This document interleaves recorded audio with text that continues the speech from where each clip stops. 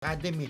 Ibinuking ni Ogie Diaz na magjowa na nga raw sina Aiko Melendez at Juan Mig Bondok nitong buwan lamang raw. Say pa nga ni Ogie, masaya raw si Aiko nang malamang nag-hard launch na ng relasyon ang ex-boyfriend niya si Zambales Representative Jay Conghun dahil finally pareho na raw silang happy. Oo, Talbog. At least maganda ang paghiwalay nila, di ba? Correct. Anyway, so ikaw, again, close po si BFF kay Juan Mig Bondok. Ano na ba talaga ang status ng kanilang relationship? Eto na, actually, nanood ako ng vlog ni Papoy kay na si Ogie Diaz at doon nga inamin niya na magjowa na raw si Juan Mig at si Aiko Melendez. Ito lang January. Itong January lang. So kasi nga, meron doon pinakita, kasi nagbablog-vlog din si Juan Mig BFF. Nagbablog siya, parang tinutur niya yung bahay niya. Meron doon babae, pinakita, may naliligo doon eh. Di syempre, sila lang naman dalawa ni Aiko magkasama doon. Tama.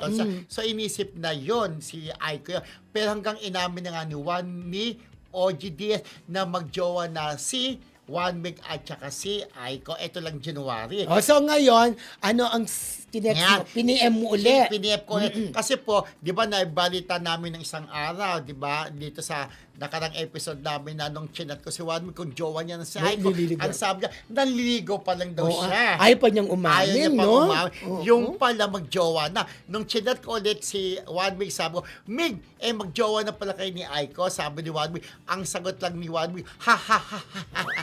Tapos sabi ko, di ba, nahula ko, manghuhula ka pala, Kuya Romel. Sabi niya ganun. Yung sagot niya na, Understood. Oo, di ba? Pero hindi ko sinabi na nalaman ko yun dahil kay Ogie Diaz na pag-usap. Chinat ko rin si Aiko Melendez. Sabi ko, Aiko, kayo na pala ni Mig. Sabi ko, friend ang tawagan namin ni Aiko. Friend, sabi ko kay Aiko, kayo na pala ni Mig. Alam mo sagot ni Aiko, ha ha ha. Tapos, yung emoji na tumatawa na drawing mo talaga yung emoji. Pero BFF, understood na yun. nung makita naman natin si Aiko, ang ganda-ganda niya, mukhang masaya.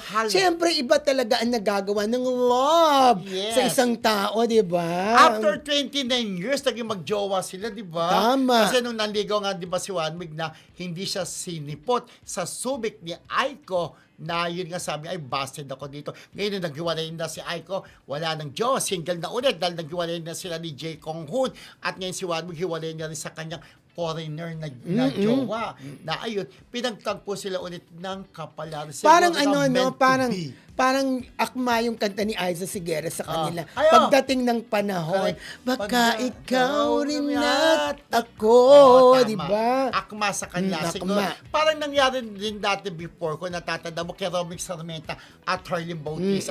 First love ni Harleen si Romnick nung kabataan nila, 15 years old. Tapos after 20 years, naging sila. Kaya lang Kaya after nagkahiwalay. 20 years, hiwalay na naman. Pero sana ito, wini-wish natin, sana nga ngayon magjowa na si Juan Mig at saka si Aiko, sana forever. Magtagal.